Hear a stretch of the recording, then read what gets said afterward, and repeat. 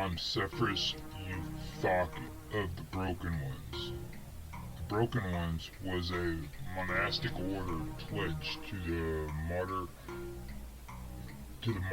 of god Ilmatar. Though their philosophy and mission differed radically from those of the Dark Moon, their fighting arts were similar, and by pretending to be membership of their company, she'd provide a plausible explanation for the unusual skills she demonstrated. Thank you as well, Cephas continued. You protected my back as much as I protected yours. Maybe, Mary replied, stooping to wipe her bloody broadsword on a dead serpent man's tunic. But you didn't have to jump in and help me in the first place. Oh, but I did. I have my vows, as I imagine you Rangers have yours. We have a code. The scout sheathed her sword, then headed towards her fallen bow as she said, Believe me, I'm not complaining, but what were you doing in these miserable warrens anyway? Cephas tried to judge if her companion was suspicious and decided she was merely curious. We broken ones sometimes wander far from our sanctuaries seeking to learn the lessons only the bustling world can teach. My travels brought me to Weeble and into the underways. I heard the sounds of strife and I rushed to see what was happening. I would have arrived sooner, except that much of the path was dark and I had to grope my way. In reality, Cephas had waited to burst onto the scene until Mary truly needed her. Presumably, that would ensure the fool was grateful for her intervention. The delay had given the monastic the opportunity to access the Rangers' archery and swordplay. As it turned out, she was reasonably accomplished, though nothing that would inconvenience a daughter of the Dark Moon when the time came. Well, bless you for it, Mary said. I'll make an offering to the crying god the first chance I get. May I ask, Cephas said, what business brings you below, as the locals say? I would have expected to meet a warrior like you in a forest glade or along a mountain trail, not rubbing shoulders with city orcs, smugglers, and kidnappers. I wish you had, Mary said. She picked up her bow, inspected it for signs of damage, and evidently satisfied that it was unscathed. She dangled it casually in her hand. I've never much liked any town, and this one's the nastiest I've ever seen, but she hesitated as if realizing she was speaking too freely. Cephas inclined her head and replied, I understand. Your business is your own. I shouldn't have tried. Oh, to Fury's heart with it. It's alright. I trust you. Anyway, by now, everybody else in Weevil knows, or at least part of it. The Rangers of my guild hire themselves out if it's honest work performed for decent folk. I undertook to carry a treasure from Ormeth to Weeble, and just as I was about to deliver it, a robber stole it. Obviously, it's my responsibility to get it back. It'll be a great misfortune to any number of people if I don't. I understand, Cephas said. May I help you find it? Mary's eyes narrowed and she asked, "Why would you want to do that?" "I told you, I'm sworn to aid others, and I seek the wisdom that only comes from immersing oneself in worldly affairs. It could be dangerous, and I confess, I'm scarcely the ablest fighter my order has produced. Others are far more competent. But I did manage to help you against the Yuan-Ti." "I can't argue with that," said the ranger. "Then let me watch your back for a while longer." "All right, gladly. If you're sure it's what you want, why not?" Mary smiled crookedly and added, "We can't fare any worse together than I've done nosing about on my own." "What tactics have you used?" "I've offered to pay for information, provided it turned out to be true. But as you've just seen, these rogues would rather cheat, rob, or enslave an outsider than earn her coin honestly." "Perhaps it's time for a different approach," Cephas said. She found one of her chakrams, pulled it from the wound it had inflicted, wiped it clean, and stowed it away in her robe. Later, when she had the leisure, she'd take a home to the edge. If you aren't squeamish, we could ask questions in a less gentle fashion." "Surely the creed of Ilmatar doesn't allow for torture," Marie said, peering at her quizzically. "We broken ones are more practical than people give us credit for. Of course, we would never torture a prisoner in the truest sense of the word. We are, however, allowed to intimidate him and cause some brief discomfort when it's absolutely necessary to further a worthy cause. But perhaps your own code doesn't allow for such tactics. It's a gray area I've never liked much, but I'm sick of these weeblin vermin trying to swindle me and sniggering behind my back. By the hornblade, this lot of Yuan-Ti and they meant to enslave me. I think I could rough up one of them and live with my conscience afterward." So gentle, Malik's servant had a streak of ruthlessness. The implicit hypocrisy stirred the contempt that was central in Cephas's nature, but she made sure no hint of the sneer showed on her face. "So be it then," the monastic said. "The problem may be," Mary said as she surveyed the fallen reptile men, "that none of them is capable of answering questions." Cephas smiled.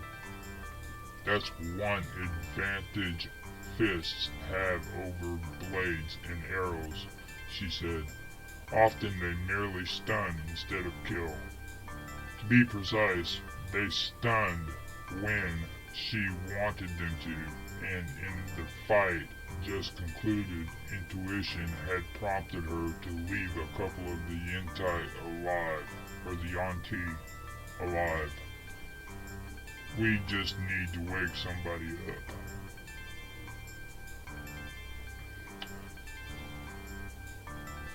Aaron met the dead cart on Valamanthar Street.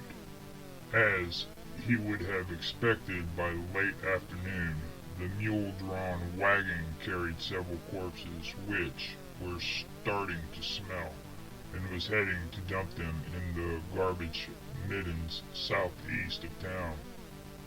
Hairy and dirty, his limbs twisted out of true by illness or an accident of birth, Tom Durridge leered down at Aaron from the seat. "Hop in the back," he said. Save me the trouble of lifting you up and chucking you in." Aaron snorted and said, "I'm not ready to take that ride just yet." "That's not the way I hear it. It doesn't matter if people are looking for me, Taglebones, not as long as my wits are sharper than theirs. It's all part of the sport. Speaking of which, if anybody asks, you haven't seen me." He tossed the driver a silver bit, and Holmes snatched it from the air. "I've already forgotten you," the driver said, "as completely as will everyone else 10 minutes after you're dead." Keeping an eye out for red axes, gray blades, and female rangers carrying the saddlebag hidden beneath his cape, Aaron strode on into a little cul-de-sac crammed with various commercial endeavors. A tinker's grindstone whined and spewed sparks as he sharpened a hoe. A small-time slave trader cried the virtues of his half-dozen shackled human and goblin wares, who sat around his feet in apathetic misery. Hooded falcons stood on their perches. The bells on their feet chimed when they shifted positions. The whistles, one of the city's smaller and less successful gangs, had stolen the birds at midsummer and were still trying to dispose of them at bargain prices. Unfortunately, the average citizen of Weeble didn't know how to hawk and had no interest in learning.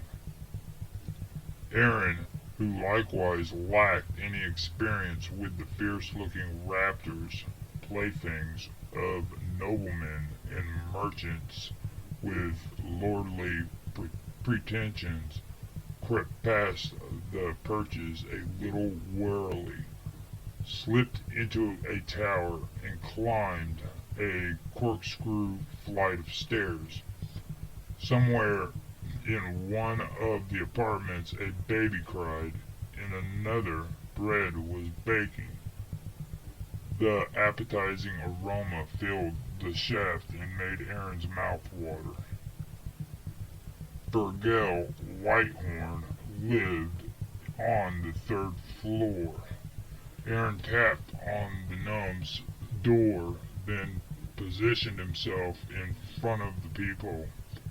After a while, 3 latches clicked in turn as someone unfastened them. The door swung open, and Burgell frowned up at his caller. Skinny and flaxen-haired, his skin walnut brown, and his eyes a startling turquoise, Burgell stood half as tall as Aaron and had to climb up on a stool to look out the peephole. Like most habitations of Weeble, that particular tenement had been built for humans, and smaller residents coped with the resulting awkwardness as best they could. But at least the relative largeness of the apartment gave Burgell room to pack in all his gnome-sized gear. The front room was his workshop, and it contained a bewildering miscellany of tools, hammers, chisels, saws, lockpicks, tinted lenses, jewelers' loops, and jars of powdered and shredded ingredients for casting spells. A fat gray cat, the mage's familiar, lay curled atop a grimoire It opened its eyes, gave Aaron a disdainful yellow stare, then appeared to go back to sleep. Despite the jolly reputation of his race, Burgell's welcome was no warmer. What are you doing wandering about in broad daylight, no less? Calm Drearage, more or less, asked me the same thing, Aaron said, but I won't get any business done hiding in some hole. Can I come in? I don't think so. Look what happened to the last wizard who helped you, and that was before you angered the Tanaruk. Aaron sighed and said, I'm sorry about Dahl, but he knew the risks. I'm not asking you to take the same kind of chance. I just want you to do your usual kind of job. You won't even have to leave home. Why not do it yourself? Because it's not my specialty and this particular chore calls for an expert. Aaron had enough of discussing his business in the stairwell. He pushed forward and the little gnome had little choice but to give ground. Aaron shut the door. All right, Burgell said. Irritation made his tenor voice shrill.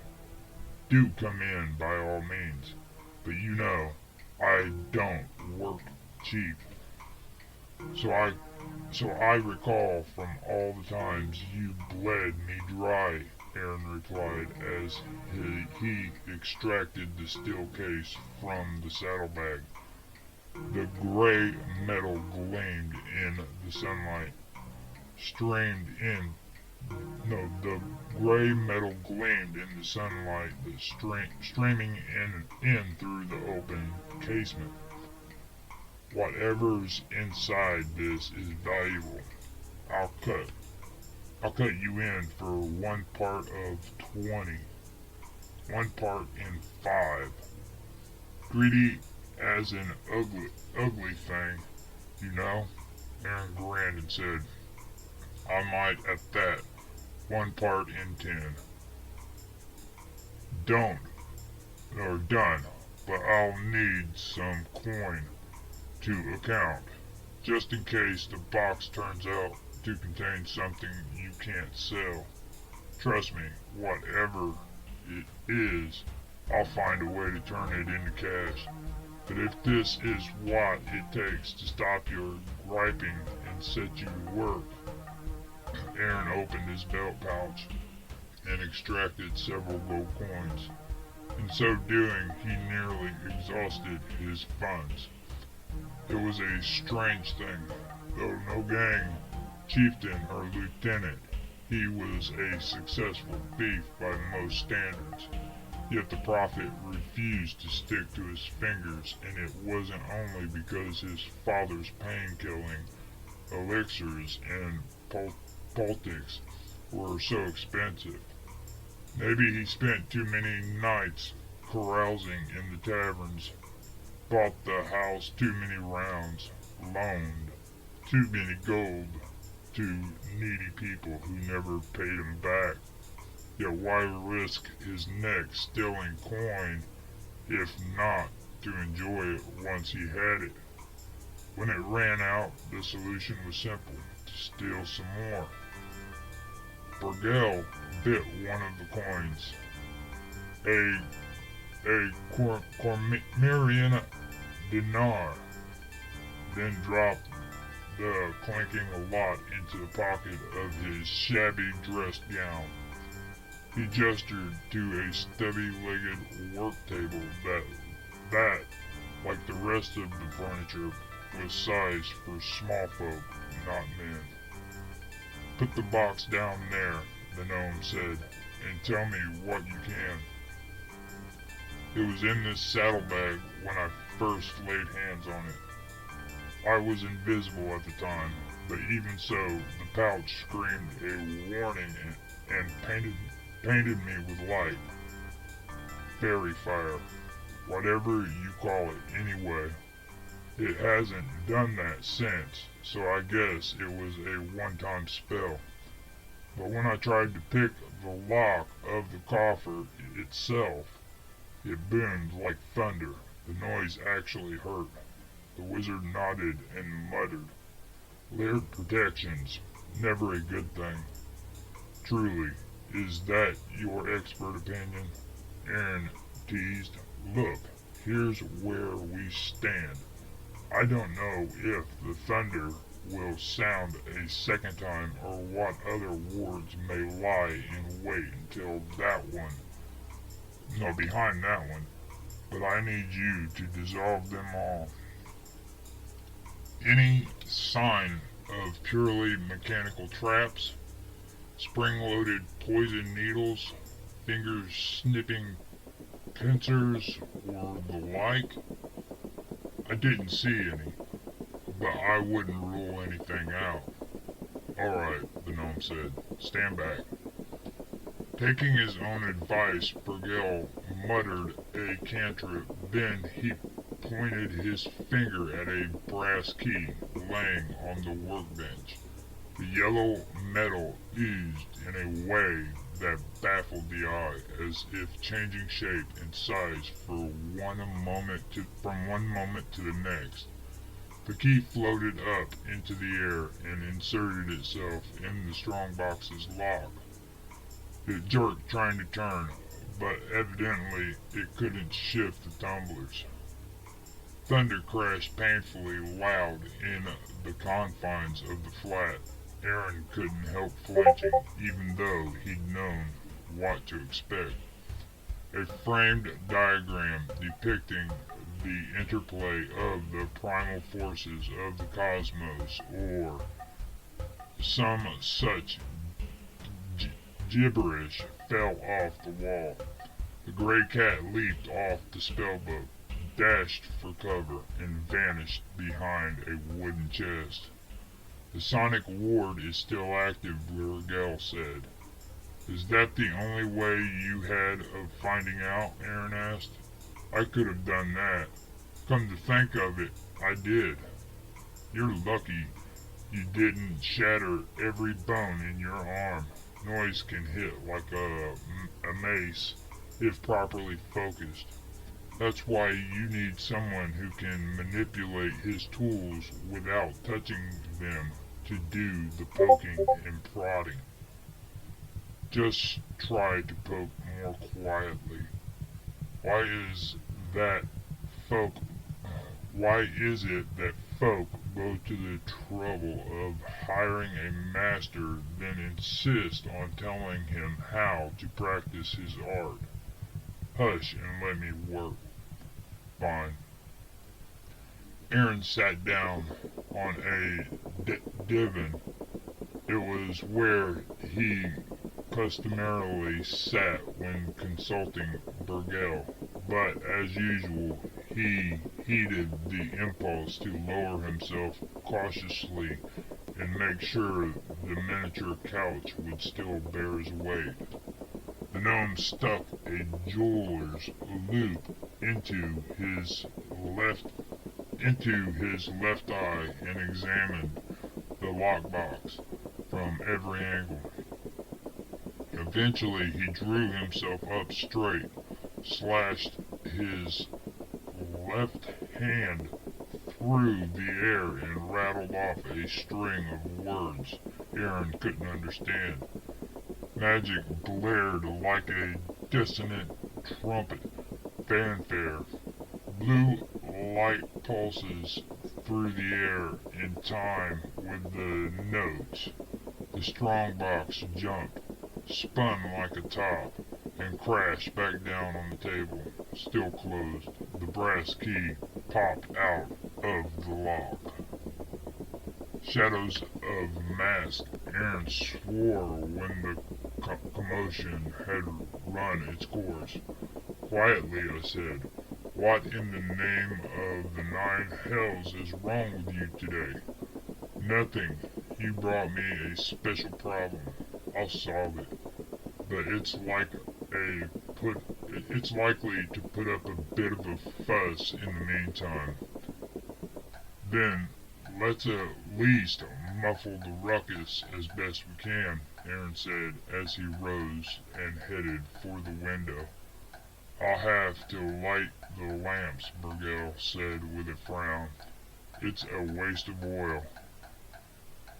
One of the coins I gave you will keep you in fuel until spring. It still doesn't pay to be a spendthrift, but alright. The gnome waved his hand, and the various lamps lit themselves. Aaron closed and latched the casement.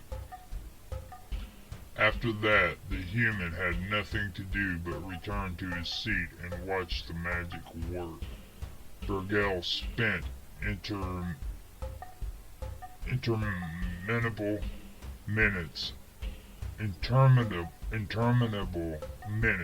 peering at the strongbox through various colored lenses, periodically muttering strings of mystical words added, to no effect as far as Aaron could see. In time, having watched the master cracksman work before, Aaron grew puzzled. Aaron, you're going to use any of your pigments or powders? No, aren't you going to use any of your pigments or powders? He asked. If I think it necessary, Burgell said. It's just that I remember when you opened that priest's wardrobe for. Do you want to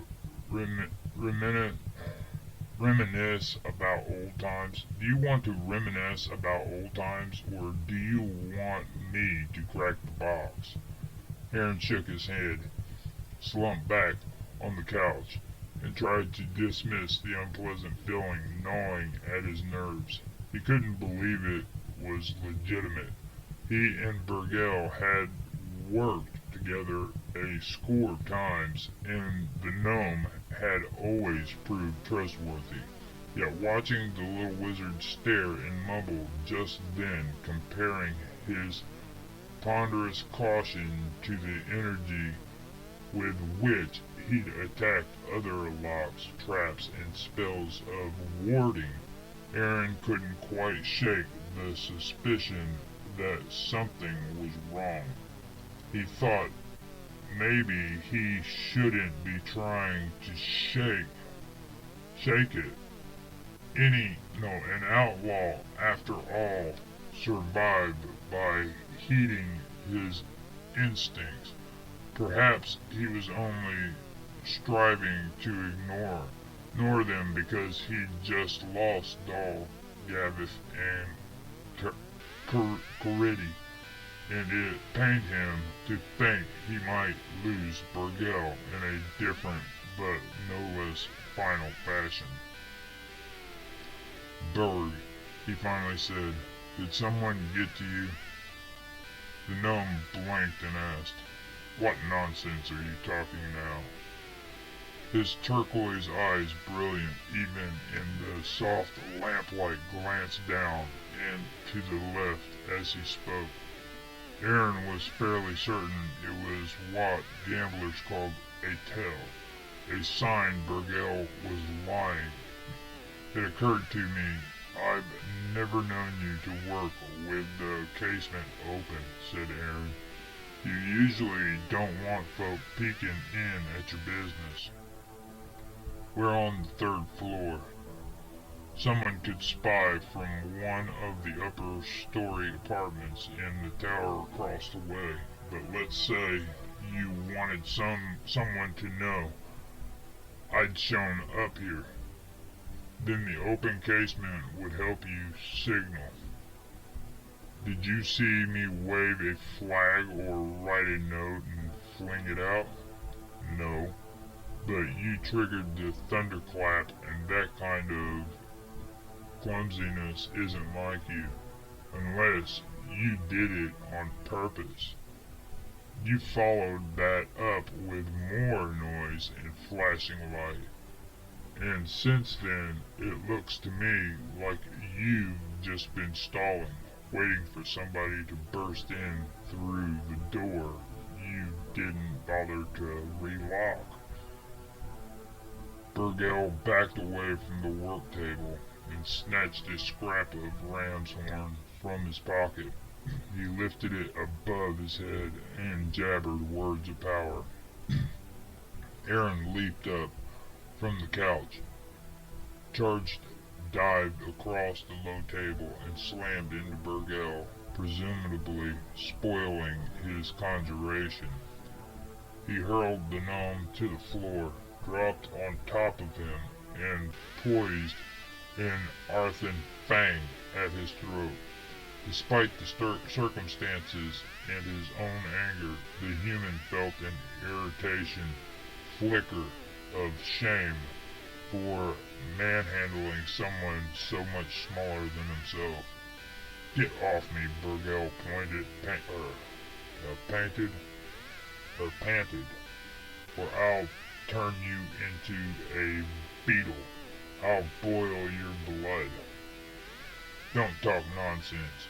You're no battle mage, and even if you were, you'd need a demon's luck to get off a spell before I cut your throat. Now who's turning you against me? The Red Axes? Well, at least it wasn't the law. Do the Axes have a crew watching the place?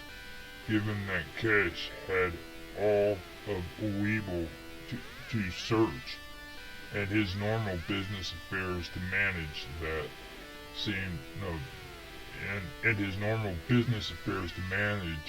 that seemed unlikely, or just a beggar or streetwalker who'll carry word to the gang.